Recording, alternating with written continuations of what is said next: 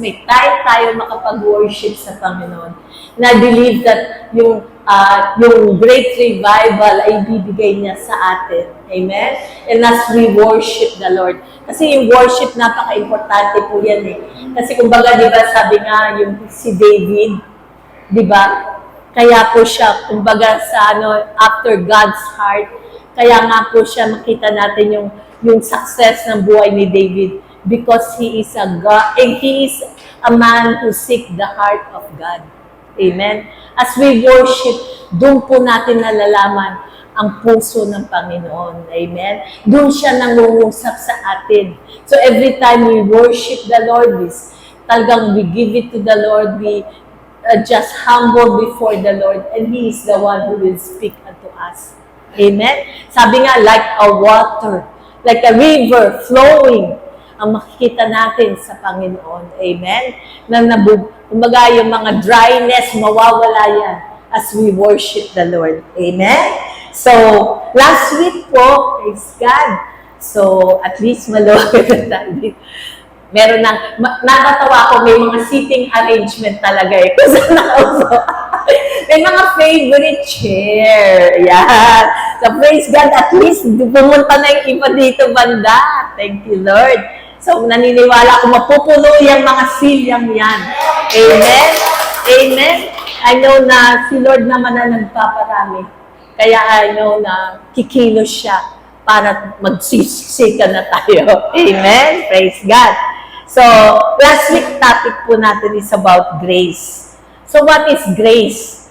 Grace is the unearned, undeserved favor of God. Na yung may pabor ka lagi sa Panginoon. Di ba ang sarap isipin nun?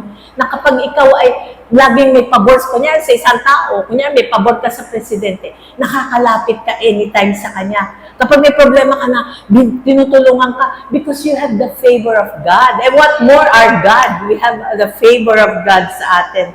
At yun po yung grace. At sinasabi nga in the last days, abundance of grace pa. So, hindi nga sinusukat ng Panginoon ang kakulangan natin. Kung hindi, it is because that we are now in Christ Jesus. And we have the righteousness of God in Christ Jesus. That is our foundation, our righteousness in Christ Jesus.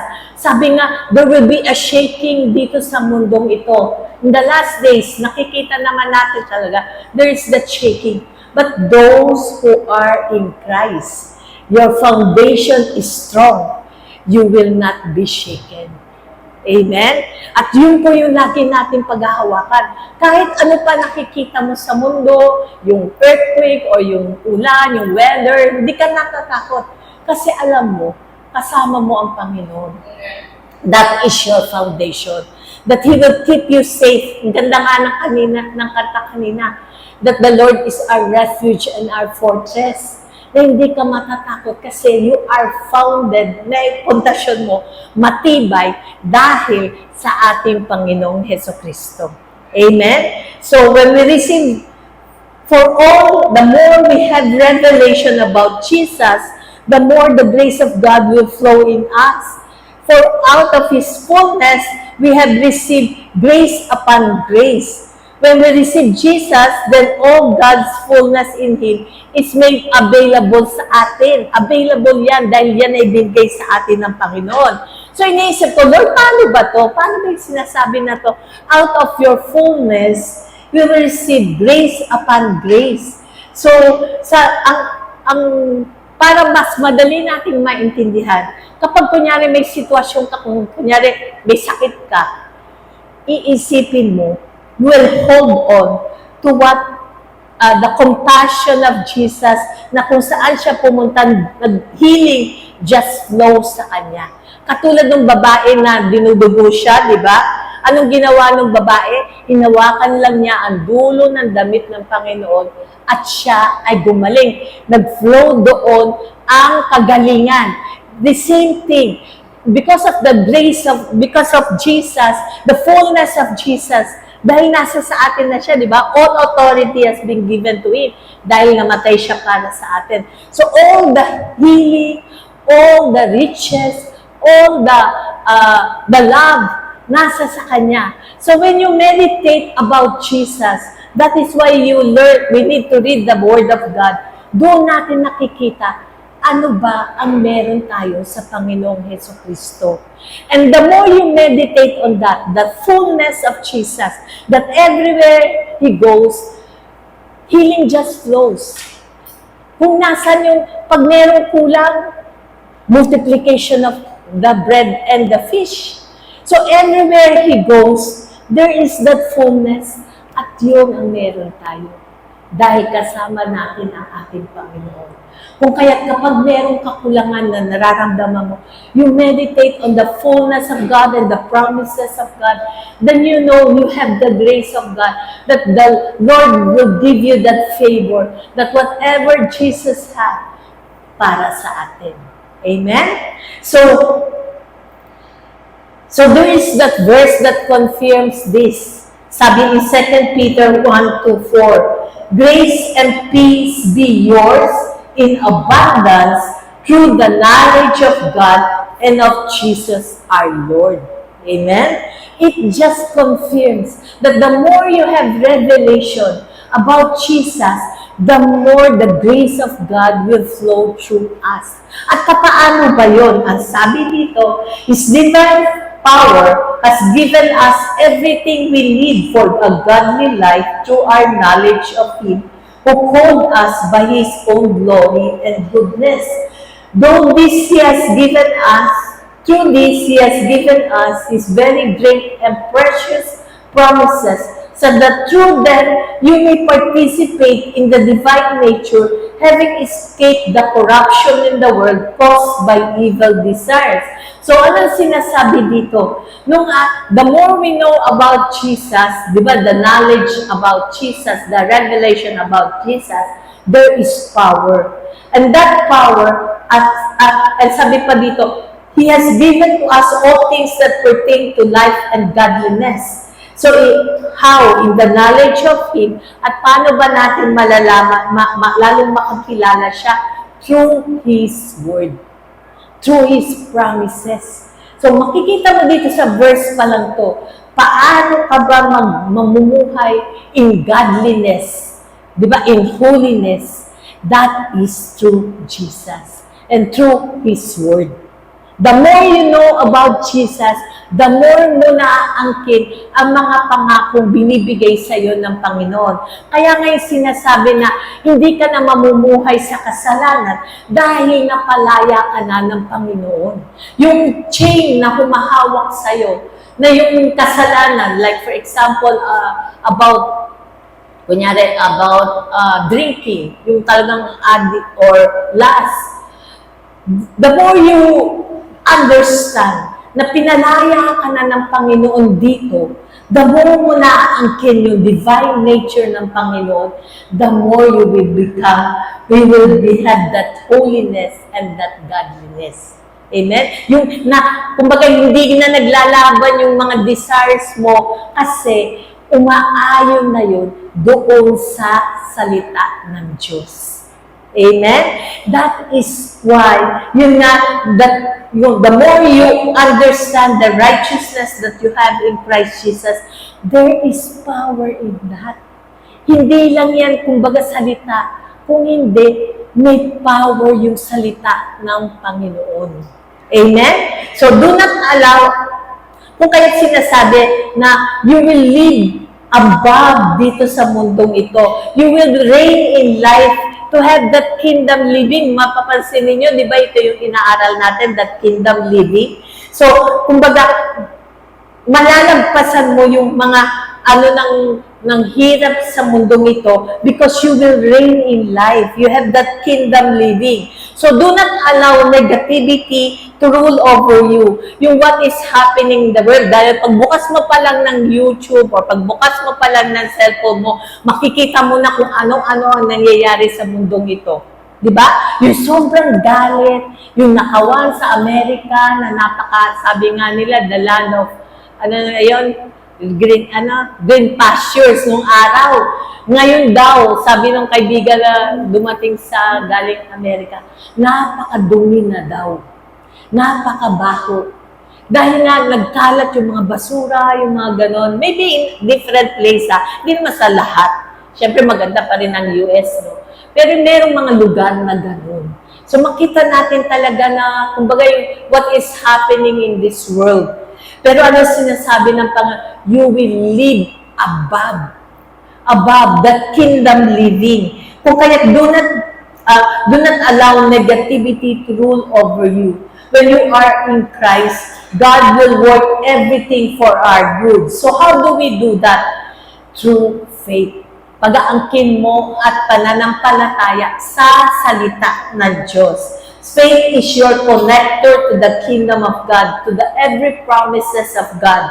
When you receive Jesus, you are given a measure of faith. Kumbaga, meron na tayong measure of faith. Kumbaga, sinasabi nila, sana may faith ako.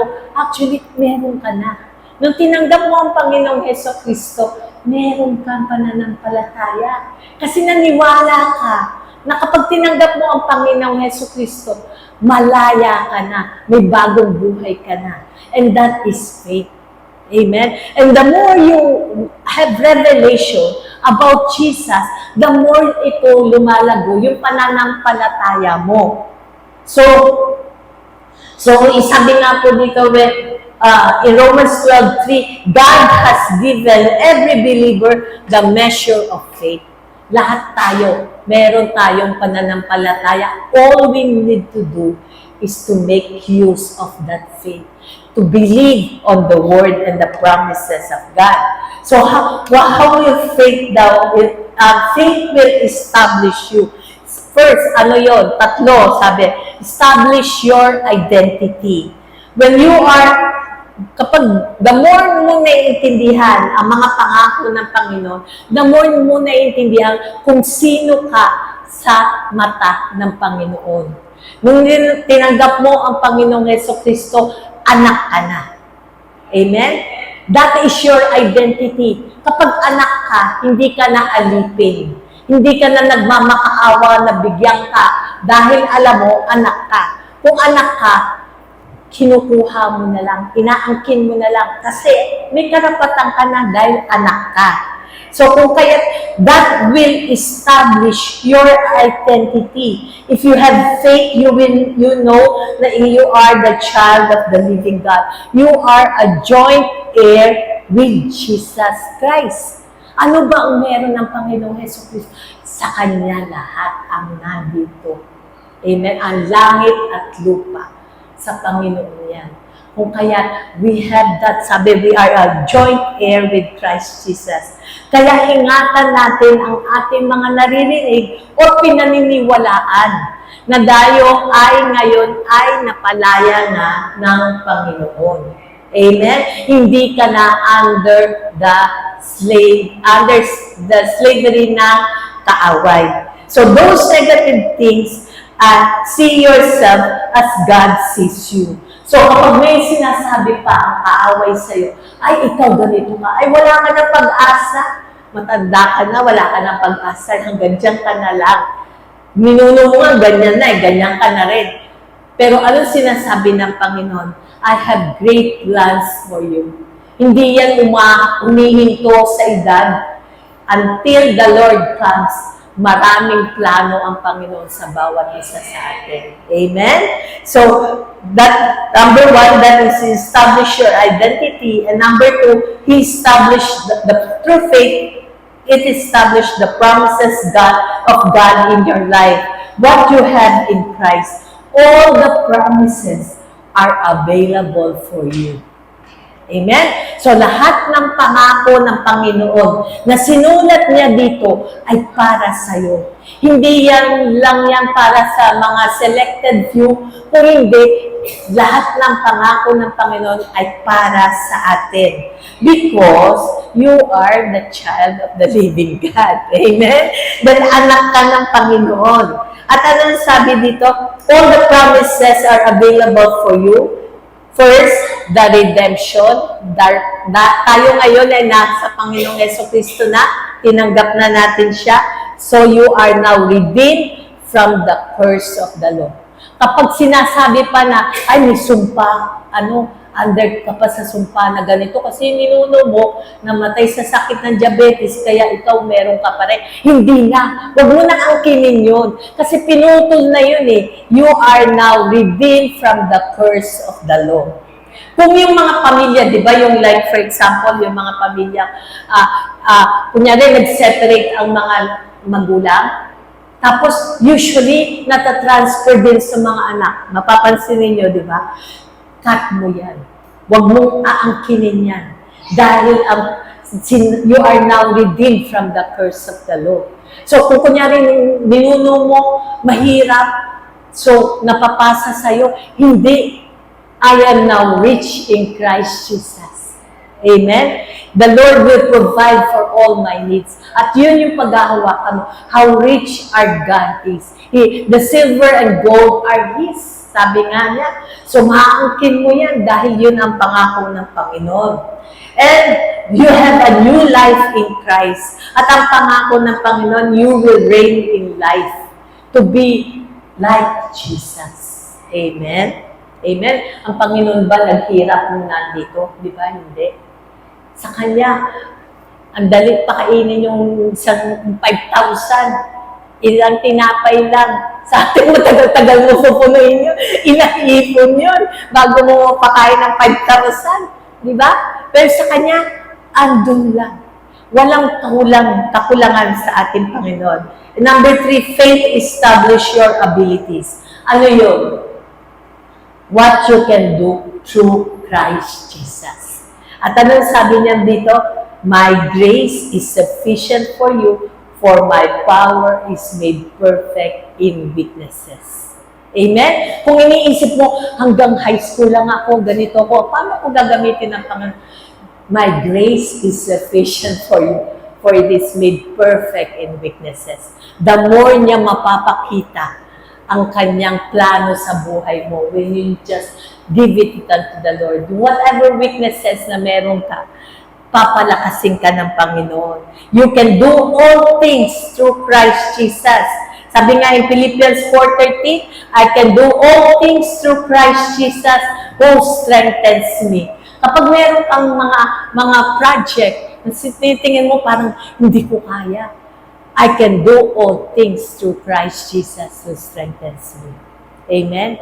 At makikita mo, nag-excel ka dun sa ginagawa mo. Alam nyo ba ito kasi, yung sa Zechariah, na may vision na binigay ang Panginoon kay Zechariah, in the last days, there will be great ano nga daw.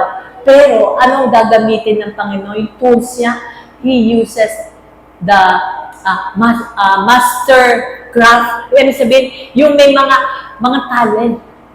Kumbaga, yun ang ginamit na ipakita na yung mga nawawala, nakikita na yung beauty ng Panginoon na ginamit yung mga yun. Yung mga, kunyari for example, yung whatever kung saan work ka dinala ng Panginoon, doon ka itataas ng Panginoon. Doon makikita ng mga hindi Christian, paano mo nagawa yan? Ang galing ng pagka-excellent yung pagkagawa mo, yung wisdom na ginamit ka ng Panginoon para magawa mo yung project na yan. Makikita nila at doon sila maaakit. At yun yung sinasabi doon sa Zechariah. Yung mga taong ginamit ng Panginoon, yung mga simpleng tao at pinakita ng Panginoon kung paano bigyan ng wisdom at talent yung mga taong yun. Amen? Kumbaga, hindi na yung mga crusade na napakalalaki, hindi na. In your marketplace, kung saan ka nilagay ng Panginoon, you will become, God will lift up people, sabi nga, He is the one who will use you para yung mga tao maakit sa Panginoon. Amen? So, when we know His Word, this gives us faith. So, what is faith? Faith is the substance, in Hebrews 11:1, faith is the substance of things hoped for, the evidence of things not seen. Na kahit hindi mo pa nakikita sa physical, naniniwala ka na ito'y mangyayari dahil pinaghahawakan mo ang kanyang salita. Sabi nga natin, di ba, ano yung salita? Di ba, Jesus is the Word. So nothing is impossible with God. Sa tingin ng tao, parang imposible, pero sa Panginoon, walang imposible. For nothing. Sabi nga, ano nga ba ibig sabihin na nothing? Huwag niyong kakalimutan to para lagi niyong naaalala. There are two words sa nothing, no and thing. Ang no means wala. Yung thing means rema. And rema is the freshly spoken word ng Panginoon. So, kapag pinagdikit mo yun, no freshly spoken word will ever come to you that does not have the ability to perform by itself. Amen? Every word na binabanggit mo, every word na binigay sa iyo ng Panginoon, buhay yan. Nangungusap yan sa kaaway. At nangungusap yan even sa mga gamit. Di ba sabi nga, yung mga gamit, meron niyang buhay. Di ba yung katulad ng halaman, yung mahilig sa flower, yung mahilig sa mga, yun ang tawag nung araw, yun, mga, yun, basta mahilig sa mga halaman. Atlantita, ayun. So, yung mga ganun, pag sinalitaan mo yung nabubuhay, di ba? The same thing. What God is saying, those words, they are alive. It is freshly spoken by the Word of God, and it has the ability to perform by itself. Kaya nga sabi, for example, sa bank account mo, at nakita mo walang laman para doon sa mga babayaran mo, huwag kong maapekto doon na sabi nga, naniniwala ka that God is a rich God and that He is your provider. Amen? Na Jesus became poor so that you might become rich. Hindi lang basta-basta, rich pa, sabi dito ng Panginoon, kaya napakaganda, amen, ang kinin natin yan. We are rich in Christ Jesus. So sabi nga dito, to see it in the spiritual realm, to have faith and connect to the promises of God. Yung kumbaga, that faith ay nagko-connect to the promises of God. Kung nananampalataya ka dun sa salita ng Panginoon. Hindi yung parang pananampalataya nung araw kasi sakit yan eh. Faith na kala mo doon ang gagaling, ay, may faith akong malaki, makukuha ko. Hindi. Nananampalataya ka sa salita ng Panginoon. Amen. Yun ang pinaghahawakan mo. At pinaghahawakan mo, saan nanggaling ang salita? Sa Panginoong Hesukristo. Yun yung basis nun. Doon nagko-connect yun. Hindi yun sa pag may faith ako, yun. Hindi. Faith to the Word of God. Amen? And next is, in Hebrews 11:6, and without faith, it is impossible to please God. Because anyone who comes to Him must believe that He exists and that He rewards those who earnestly seek Him. So God is a rewarder sa mga nananampalataya sa Kanya. At ito yung napakagandang pangako ng Panginoon. In 2 Corinthians 1:20, lahat naman maganda, pero meron ito sabi, for all the promises of God are yes in Christ. And so through Him, our amen is spoken to the glory of God. Amen? Tingnan mo sabi dito, the promises of God are yes in Christ. And it is always amen. Kaya ito yung laging sinasabi ng kaaway sa atin eh. Kapag meron kang pinaghahawakan ng salita ng Diyos, para sa iyo ba yan? Baka hindi naman, di ba? Kaya, sabi? So, sasabihin mo to, the promises of God is always yes and amen. Ano yung amen? Amen means, so be it. Mangyari ang salita ng Diyos. Amen? So, kaya hindi tayo dapat matakot kasi alam natin na ang kanyang mga pangako ay gagawin ng ating Panginoon. And in 1 John 5:14, ayan, binibigyan ko kayo ng mga verse, kaya ite-take note ninyo yan. Kasi yung mga verses na yan, ay, kumbaga, ito yung, panlaban mo sa kaaway. Kapag may sinasabing kaaway, ito yung sinasabi naman ng Panginoon. Amen? So this is the confidence that we have in approaching God. That if we ask according to His will, He hears us. Na ririnig yan ng Panginoon. Hindi katulad kung minsan may mga tao, akala mo nakikinig, pero yung pala yung isip sa kabila, hindi nakikinig, di ba? For example, sa mag-asawa, di ba? Salita ka ng salita, pero yung isip ng kausap mo kung saan pumupunta. Pero dito, sinasabi na pa, He hears you. Amen? So, take your stand on the Word of God. At ito po yung susi to believe na who you are in Christ Jesus. Sa mundong ito, sinasabi, you accept your weaknesses. Di ba, for example, sa mga drug addict, di ba may mga session yan sa Amerika na I am a drug addict. Aminin mo. Yung parang gano'n. Actually, sa atin, tignan mo kung ano ang sinasabi ng Panginoon kung ano ka. Amen? At pag we see ourselves as God sees us, that we are now in Christ Jesus as He is. So, we are in Christ Jesus. So, you have to believe who you are in Christ. At ano pong sabi dito? You are a royal priesthood. You are, sabi ng Panginoon, that yung mga promises ng Panginoon tungkol sa iyo, yun ang paghawakan mo. Kapag pinadaon ka ng kaway, hindi. I am now the righteousness of God in Christ Jesus. I am, the Lord is my provider. O kaya, sasabihin mo na, that you are now a royal priesthood. At yun yung mga promises ng Panginoon sa atin. The world is in darkness, but we are in the light. So we partook the divine nature. Sabi nga po in Ephesians 1:3, praise be to the God and Father of our Lord Jesus Christ, who has blessed us in the heavenly realms with every spiritual blessings in Christ Jesus.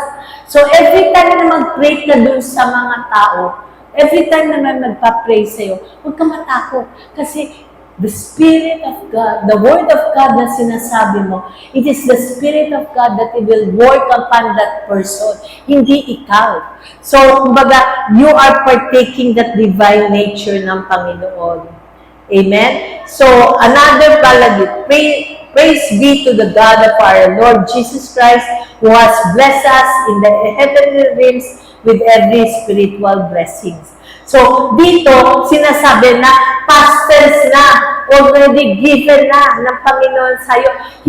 He has blessed you na. Kumbaga nandun na yung blessing. Kumbaga sa tignan natin, ano ba magandang example dito?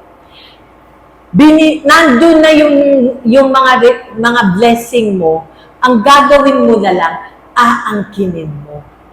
Amen. Kumbaga sa bangko, napadala na, na-remit na, nandun na, na-remit na. Ang gagawin mo na, i-withdraw mo. Dahil, sabi nga dito, di ba, He has blessed us. The Lord Jesus Christ was blessed us in the heavenly realms. So, ibig sabihin, binigay na yan ng Panginoon, aangkinin mo na lang. At sabi, He did, from the invisible to the visible. And that is through our faith. Sabi nga po sa Rosh Hashanah, this year, nag-start po yun noong September 17. Yung Hebrew calendar, nag-start na po ang New Year sa kanila noong September 17. Kasi sila more on yung numbers Merong mga numbers ang ibig sabihin sa kanila. At dito po, it's 5784 na. Di ba last year, 5783. Yung camel. Ngayon, 4. Dalet. Anong ibig sabihin nun? Door. May pintuan na binukas na ng Panginoon para sa atin. To enjoy all the blessings of God na binigay ng Panginoon sa atin. At sinasabi nga dito, the picture is a door, and revelation is open door and blessing. Mapapansin niyo for how many weeks na, di ba pinagtuturo natin, that open heaven. Now angkinin natin, we have an open blessing. Open door of blessing na para sa bawat isa sa atin. Amen? So in Revelation 3:8, I know your works, no I have set in front of you an open door that no one can shut. You have so little power, and yet you have kept my word and haven't denied my name. So, ang sinasabi ng Panginoon, kapag binukas niya, walang makakasara para sa iyo. And walang kaaway. Walang, kumbaga, lacking sa na ihaharang sa iyo ng kaaway dahil you have an open door sa Panginoon. Amen? Sabi, the best season ever nga daw eh. So, the blessings na we cannot ever imagine, akalain niyo, yun ang mga pinapangako ngayon in this year. That open door na para sa mga anak niya. Pero meron din daw kasing ano yan sa mga hindi sa kabilang side. Yun ang ano doon, sa door na yun. Yun ang problema. Pero for us, Christian, hindi na natin yung pag-uusap. For us, Christians, that open door is the blessing of God. Amen? So we stand on the word of God by faith. In Romans 1:17, for in it the righteousness of God is revealed from faith to faith, as it is written, the just shall live by faith. Bilang isang Kristiyano, mamumuhay ka by faith. Kasi hindi ka limited sa nakikita mo lang. By faith, you stand on the promises of God. Amen? At angkinin mo na lahat ng blessing na binibigay sa iyo ng Panginoon. So, paano ba lalakas ang ating pananampalataya? Faith comes by hearing. In Romans 10:17, so then faith comes by hearing, and hearing by the word of God. So doon tayo lumalakas sa pakikinig at sa pag-aaral sa salita ng Diyos. Kaya huwag niyong kakalimutang makinig at magbasa ng salita ng Diyos. Faith is our heavenly currency. Kung dito, pesos. Sa ibang bansa, iba-iba, di ba? Sa heaven, faith ang currency. Kasi pinanahahawakan mo ang sinabi ng Panginoon. Amen? So be careful. In Mark 4:24, he said, take heed what you hear. With the same measure you use, it will be measured to you. And to you who hear, more will be given. Ano dito? The more you hold on to the promises of God, the more it will be given to you. Amen? Be careful of what you listen. Napakarami po ngayon yan, yung mga kung ano-anong negative na naririnig. And be careful doon. Dahil kumbaga yung takot, di ba kung minsan naman talaga, pag kunyari nakinig ka na nakinig sa mga news, maraming takot na pumapasok. Kaya nga, be careful what you listen. Listen unto the word of God. Dahil kung pinapaniwalaan mo yung mga kasinungalingan na sinasabi na, ala, pasama na ng pasama itong mundong to, yun ang nangyayari. Pero pag pinaghawakan mo ang sinasabi ng Panginoon, hindi sa mga Kristiyano, paganda ng paganda. Dahil yun ang pangako ng Panginoon. Amen? Praise God. Thank you, Lord. So, faith sees. Ibig sabihin, ang habang nananampalataya ka, nakikita mo na. So, plan at dream big. Yung dito, yung mga dreams mo na nilibing mo sa mga baon na nawawala na dahil naisip mo, tanda ka na, parang wala na mangyayari. Hindi, buhay yan sa Panginoon kasi binigay mo yan sa Panginoon eh. At paghawakan mo, angkinin mo pa. Angkinin mo yung mga pangako ng Panginoon sa'yo from glory to glory.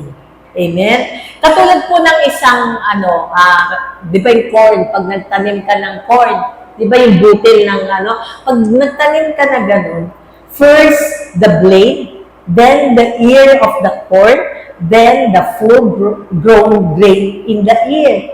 So, ganun din po tayo. Yung mga maliliit, nakikita natin, hanggang palaki yan ng palaki. Kaya manampalataya ka. Amen? Mapapansin mo kung minsan, may naisip ka lang, kunyari may gusto kang kainin, biglang dumadating. Di ba? Katulad noon, yung lansones. Talagang may craving sa lansones, hindi pa ako nakakabit. Biglang may nagpadala, kalain ninyo yun. Ang dami pa, at matamis pa. So talagang, kumbaga, si Lord talaga yung mga simple na ganon, it just shows na God really loves you and He enjoys yung maliliit na nakakapagpasaya sa'yo. Amen? So, from glory to glory. So, sabi sa Isaiah 61:2, "Arise, shine, for your light has come, and the glory of the Lord rises upon you. See, darkness covers the earth, and thick darkness is over the people, but the Lord rises upon you, and His glory appears over you." Amen? Ang kinin natin yan. In spite of what is happening sa mundong ito, I will enjoy the blessings of God. Amen? In spite na napakamahal na lahat, hindi. That I will enjoy. Meron akong pangbili ng mga mahal na yan. Kasi the Lord is the one who will bless me. Amen? So, another is in Genesis 13:14-17. And the Lord said to Abram, after Lot had separated from him, "Lift your eyes now and look from the place where you are, northward, southward, eastward, and westward. For all the land which you see, I give to you and your descendants forever. And I will make your descendants as the dust of the earth, so that if a man could number the dust of the earth, then your descendants can also be numbered. Arise, walk in the land through its length and its width, for I give to you." Anong sinasabi dito? You see it na, kumbaga, yung angkinin mo lahat ng mga pangako ng Panginoon sa'yo. And there is that promise, even to your descendants. Sa mga anak-anak mo, they will be blessed. Kasi yun ang pangako ng Panginoon. So regardless kung sa natitingin mo parang naliligaw ng landas ang anak mo, hindi. Paghawakan mo ang pangako ng Panginoon that all your descendants will be blessed. From your anak hanggang sa anak-anakan mo, they will be blessed. Dahil yun ang pangako ng Panginoon. Amen? So, the things revealed, the land will see your descendants. Sabi nga dito, what do you see? See na you have an open heaven. Believe what God is saying. Yung kumbaga yun ang i-imaginein mo. Huwag mong i-imaginein na, paano na kaya bukas, o paano na kaya mangyayari sa akin, paano kaya yung mga ganito. Huwag yun yung isipin mo. Isipin mo na ikaw ay blessed ng Panginoon. Isipin mo kung ano yung gusto mong mga pangako ng Panginoon sa'yo, that you are blessed. You are, kumbaga, nandito ka sa ibang lugar, na-enjoy mo, na maganda yun. Kumbaga, yun ang i-imaginein mo. Huwag mo i-imaginein yung mga negative things na mga nakapaligid sa'yo. Amen? So, see nga daw sabi. At ito yung sabi sa Habakkuk 2:1. "I will stand upon my watch and set me upon the tower, and will watch to see what he will say unto me, and what I shall answer when I reprove." And the Lord answered and said, "Write the vision and make it plain upon tables, that he may run that readeth it." Ano pong ibig sabihin nito? Whatever God is saying to you, sulat mo para hindi mo makakalimutan. Sulat mo yung mga pangako ng Panginoon sa'yo. Para every time na medyo mayroon ka mga pinagdadaanan, balikan mo yun. Lahat ng pangako mo. Lord, sinabi mo na you will use me for your glory. Sinabi mo, Panginoon, that you will bless me and my descendants. At ito yung inaangkin ko. Kahit ito nakikita ko, hindi ako dyan naniniwala. Naniniwala ako sa sinabi mo. Kaya nga napakaganda kung naisulat mo lahat ng mga pinangako sa'yo. Kasi sabi nga natin, ang daming pangako ng Panginoon. Pero meron mga words na nagiging rema at buhay sa atin. Yung ibig sabihin yung nangusap talaga sa'yo at yun yung paghawakan mo. Yun yung isulat mo. At lagi mong dadaanan yun at sasabihin mo, Lord, this is your promise. That you said you will bless me mightily, that the wealth of the wicked is laid up for the righteous. Ito yung pinangako mo, I am the righteousness of God in Christ Jesus. And therefore, inaangking ko yung pangako mo that the wealth of the wicked ay malilipat sa mga righteous. Amen? Angkinin natin yan that no matter what is happening, the Lord said, He will bless the righteous. Amen? So, God can do beyond what we can think. And another is the faith speaks. In Mark 11:22-23, and Jesus answering said unto them, have faith in God. For verily I say unto you, that whosoever shall say unto this mountain, be thou removed, and be thou cast into the sea, and shall not doubt in his heart, but shall observe that those things which he saith shall come to pass, he shall have whatsoever he saith. Amen? Doon, na-clear to. You decree what God is saying. Dahil malakas po yun. Di ba yung tanga daw? Kumbaga, when you declare what God is saying, the Spirit of God is moving upon it. Sabi nga, na-create itong mundong ito nung sinalita ng Panginoon ang Word. Amen? Let there be light. At nagkaroon ng light. Let there be skies, nagkaroon. So, what is God saying dito? Kapag may mountain, kausapin mo at ito'y palalasin mo. At ito'y mangyayari. Amen? So, declare and speak what God is saying. And when you do that, you are as if agreeing with what God is saying. Amen? You are, pag sinasabi mo yun, nag-a-agree ka sa sinasabi ng Panginoon. Kasi sinasabi mo di ba? Sinasabi mo para sa'yo at para sa kaaway. Sinasabi mo, ito ang sinabi sa akin at ito ang pinaniniwalaan ko. Amen? So, next is faith receives. So, in Mark 11:24, therefore I say to you, therefore, I say to you, whatever things you ask when you pray, believe that you receive them and you will have them. Ang kinin mo. Tinatanggap mo na as if nasa iyo na. Lord, I am rich in Christ Jesus. You are my provider. Akin na to, Panginoon. Inangkin ko na to dahil ito ang iyong pangako. And last is the faith is action. In 2 Peter 1:5-10, therefore, brethren, be even more diligent to make your call and election sure.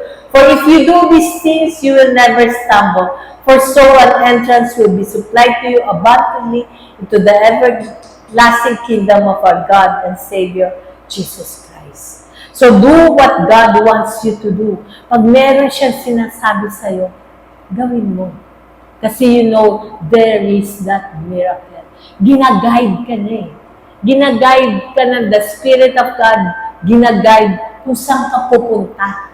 Kung kaya't you ask for wisdom sa Panginoon para malaman mo kung saan ka niya dinadala. Dahil ang pangako niya, I have come that you might have life and have it more abundantly. Amen?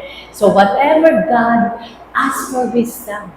Si Solomon nga, di ba? Sabi nga, pinag-uusapan namin kahapon, walang pang makakako na makakahigit pa sa yaman ni Solomon. Amen? At ito yung sinasabi ng Panginoon sa iyo. The Lord will bless you mightily as you listen unto His word and to His promises. Dahil ito ang kanyang mga pangako. Amen? So, praise God. Thank you, Lord. We praise your name. Salamat po sa iyong salita. At Lord, inaangkin namin, Panginoon, ang iyong mga pangako. Sabi mo, Panginoon, that Lord, you will bless the righteous. At Lord, inaangkin namin, Panginoon, all the blessings that you have for your children. Right now, Lord God, alam ko na kinakatagpo mo lahat ng mga panalang, ang lahat ng mga ng pangangailangan na yung mga anak. Alam ko, Panginoon, na ikaw ang tumutugon dito.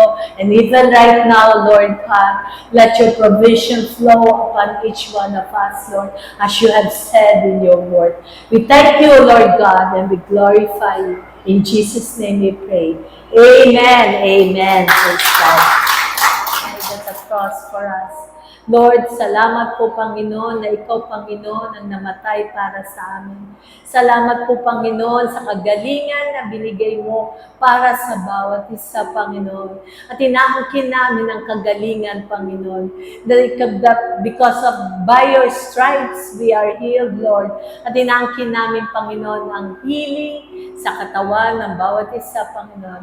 We thank you, Lord, as we take the bread. We remember you, Lord God. Thank you for dying at the cross for us.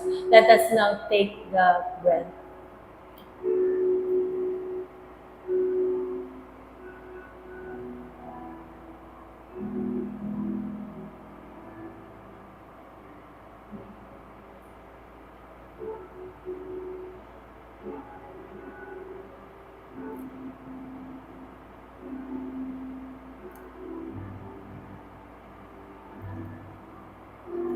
And as we take the wine, we remember the blood that was shed at the cross. Lord, salamat po sa dugo na naghugas sa amin.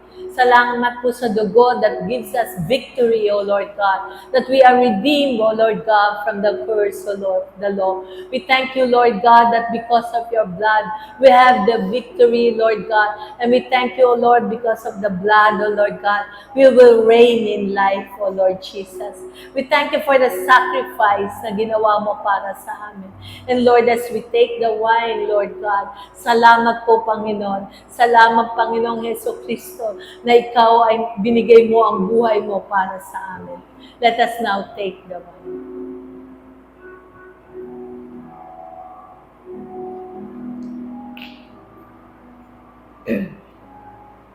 Thank you, Lord Jesus. We thank you and exalt your holy name, O God. Salamat po, Panginoon, sa buhay na binigay mo sa amin.